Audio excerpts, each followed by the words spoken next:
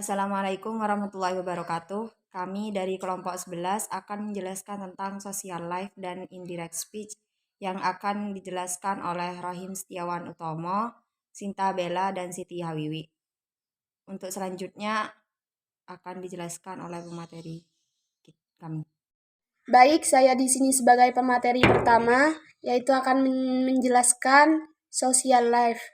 Social life yaitu interaksi atau hubungan antara manusia satu dengan yang lainnya dalam suatu kelompok atau lingkungan yang saling terjadi komunikasi yang kemudian berkembang menjadi saling membutuhkan antara satu sama lainnya.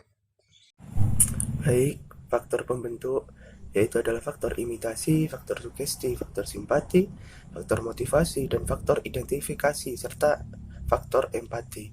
Bentuk-bentuk interaksi sosial bentuk asosiasi terjadi akibat adanya proses asosiasi meliputi kerjasama, akomodasi, dan asimilasi. Interaksi sosial untuk diasosiasi terjadi akibat adanya proses diasosiasi meliputi persaingan, kontravensi, dan pertentangan. Jenis interaksi antar individu dan individu, interaksi antar kelompok dan kelompok, interaksi antara individu dan kelompok. Ada beberapa hal yang membuat social life atau interaksi sosial kita itu menjadi buruk. Yang pertama yaitu ada insecure, yang kedua ada kecanduan media sosial, yang ketiga ada workaholic, yang keempat ada kecanduan game, yang kelima yaitu ada antisosial. Yang pertama, insecure, yaitu merasa kamu tidak percaya kepada dirinya sendiri dengan pencapaian kita sendiri, atau dengan melihat orang lain dengan segudang prestasi, dan itu akan membuat kamu diliputi oleh perasaan kerdil dan seolah tidak berkembang sama sekali.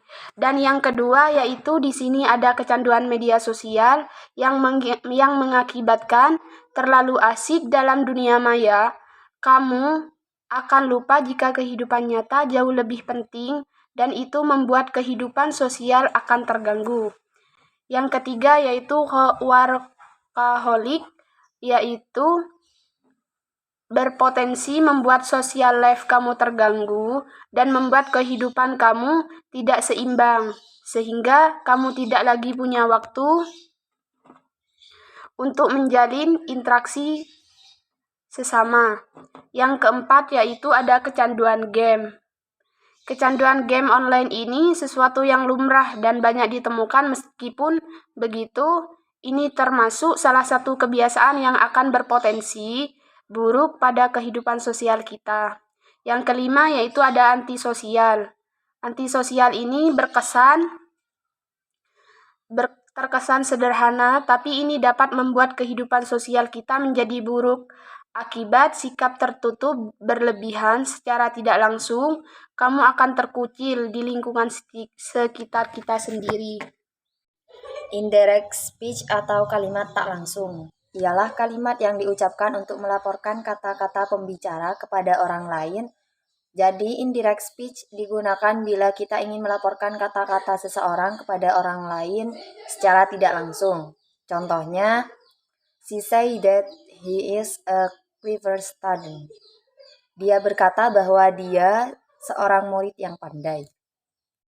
Ciri-ciri indirect speech. Yang pertama, harus menggunakan huruf kapital di awal direct speech. Yang kedua, dalam direct speech, tanda baca seperti tanda tanya, titik, dan tanda seru dimasukkan dalam tanda petik. Yang ketiga, pada indirect speech, penulis akan membagi poin utama dari apa yang disampaikan seseorang tanpa mengutarakan apa yang disampaikannya secara lengkap.